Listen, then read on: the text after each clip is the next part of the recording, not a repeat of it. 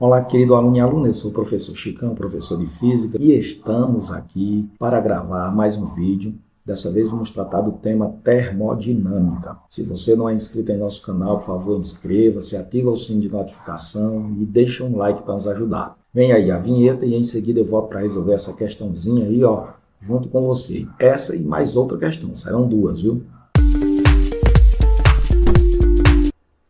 Bom, a nossa primeira questão foi lá do Enem, do ano de 2015, e ela fala basicamente o seguinte: uma pessoa abre sua geladeira, verifica o que há dentro e depois fecha a porta dessa geladeira. Em seguida, ela tenta abrir a geladeira novamente, mas só consegue fazer isso depois de exercer uma força mais intensa do que a habitual. A dificuldade extra para abrir a geladeira ocorre por quê? O que aconteceu então para aumentar a dificuldade em abrir essa geladeira? A situação é cotidiana nossa, né? Você abre lá a geladeira, costumeiramente, aí você vê o que tem que retirar dentro dela. Quando você fecha, que vai abrir novamente, você sente que ela é mais difícil de abrir. Freezer, congelador da geladeira, etc. Mas por que isso acontece? A explicação disso está no estudo dos gases da termodinâmica. Vamos fazer então aqui algumas análises.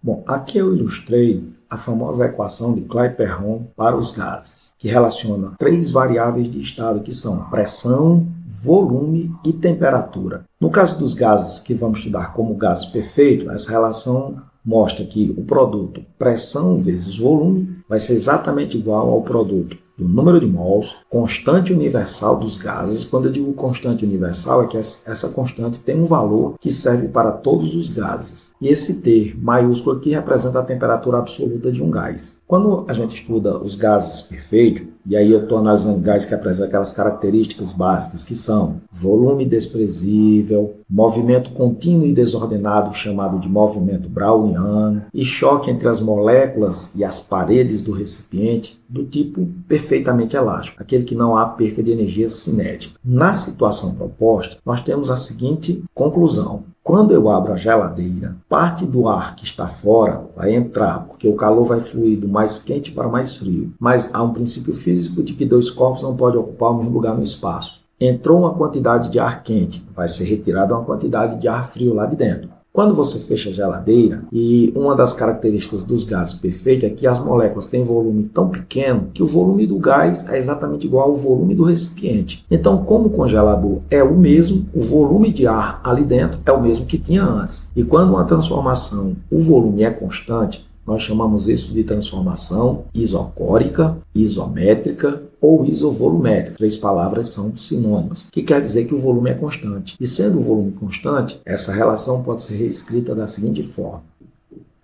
há uma proporção direta entre a razão, pressão e temperatura absoluta. O que quer dizer isso? Que se a temperatura aumenta, a pressão aumenta na mesma proporção. Se a temperatura diminui, a pressão vai diminuir na mesma proporção. Então, ao abrir a geladeira, o que vai acontecer lá na situação proposta é que a temperatura interna vai diminuir. Se a temperatura diminui, a pressão também vai diminuir. Então, vai haver um desequilíbrio entre a pressão interna e a pressão externa. A pressão interna diminui, como a pressão externa é maior, ela vai dificultar a abertura da porta da geladeira. Assim sendo, vamos analisar as nossas opções. Primeiro, o volume de ar dentro da geladeira diminui. A gente concluiu que é uma transformação isométrica ou isocórica, portanto, o volume permanece constante, não diminui nem aumenta. O motor da geladeira está funcionando com potência máxima. Não tem nenhuma relação com o funcionamento do motor da geladeira. Força exercida pelo ímã, não. Força magnética aqui do ímã da geladeira é a mesma, só iria alterar se eu trocasse o ímã, né? D de doce de mamão com coco. Ele diz: pressão no interior da geladeira está abaixo da pressão externa. Eis aí a nossa opção correta. Há uma diferença entre a pressão interna e a pressão externa, sendo que a interna está menor. Então aí a nossa opção correta. A temperatura no interior da geladeira é inferior ao valor? Não é por isso não. Então, a nossa opção correta, de fato, aí é o item D de doce de mamão com coco. Se gostaram dessa resolução, deixa um like aí para nos ajudar. A segunda questão que iremos tratar hoje diz o seguinte, ainda de estudo dos gases. Um recipiente com 12,5 mililitros, opa, essa informação já vou destacar aqui, de capacidade, está contido certa amostra de gasosa cuja massa exercia uma pressão de 685 milímetros de mercúrio. Opa, vamos pegar essa informação. Continua a leitura. A temperatura de 22 graus Celsius. Quando esse recipiente foi transportado com as mãos, sua temperatura se elevou para 37 graus Celsius. E a pressão exercida pela massa gasosa passou a ser aproximadamente. Opa, aí o comando da questão. Qual vai ser o valor da nova pressão exercida pelo gás e um valor aproximado. Uma coisa, pessoal, que vocês devem ter observado aí, é que ele disse que ele pegou o recipiente e segurou com as mãos. Consequentemente, não houve variação do volume, o recipiente é o mesmo. Então, aí nós temos uma transformação que nós chamamos de transformação isocórica, ou isométrica, ou isovolumétrica. E para as transformações isocórica, isométrica ou isovolumétrica, nós temos a seguinte relação. Pressão inicial está para temperatura absoluta inicial, assim como pressão final está para a temperatura absoluta final. O que nós temos aqui no nosso problema? Nós temos a pressão inicial, que foi de 685 milímetros de mercúrio. Nós temos também a nossa temperatura inicial, que foi de 22 graus Celsius. Temos ainda a nossa temperatura final, que vai ser 37 graus Celsius. Bom, galera, para a gente utilizar essa equação, primeira coisa, a temperatura tem que estar na escala absoluta, que vocês popularmente chamam de escala Kelvin. E para transformar de graus Celsius para Kelvin, basta somar com 273. Então vai ficar assim.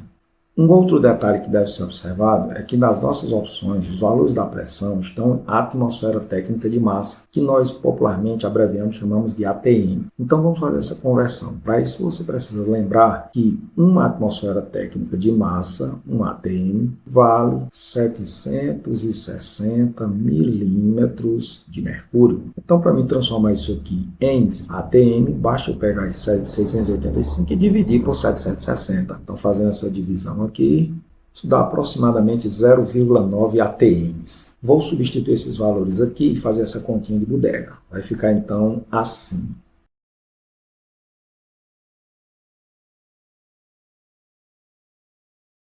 A nossa pressão inicial, que foi 0,9, temperatura inicial 295 Kelvin, pressão final é isso que estamos procurando, temperatura final 310 Kelvin. Faço essa continha agora, vai ficar, esse 310 está aqui, ó, dividindo, passa a multiplicar, fica, portanto, 310 vezes 0,9 dá 279, dividido por 295. Fazendo essa divisão, vai dar igual a aproximadamente 0,95 ATMs. Isso me daria como resposta correta o item C de Chicão.